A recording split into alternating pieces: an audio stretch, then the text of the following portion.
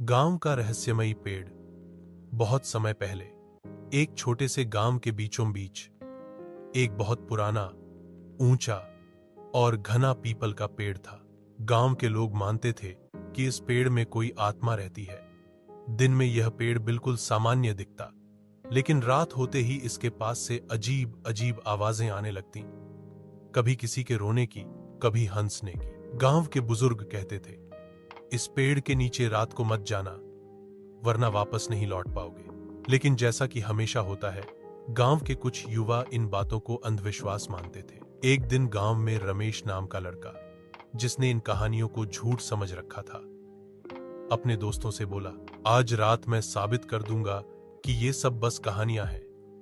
रात के ठीक 12 बजे रमेश एक लालटेन लेकर उस पेड़ के पास पहुंचा। हवा में ठंडक थी, लेकिन पेड़ के आसपास अचानक बहुत सन्नाटा हो गया, जैसे पूरा जंगल सांस रोके उसे देख रहा हो।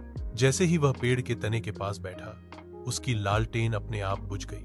अंधेरे में उसे लगा कि कोई उसके कंधे पर हाथ रख रहा है। उसने मुड़कर देखा, कोई नहीं था, लेकिन अगले ही पल उसे अपने कान के पास किसी की धीमी फुसफुसाहट सुनाई दी। तुम्हें यहां नहीं आना चाहिए था। रमेश का दिल जोर जोर से धड़कने लगा। उसने हिम्मत करके पेड़ के नीचे गड्ढा जैसा कुछ देखा।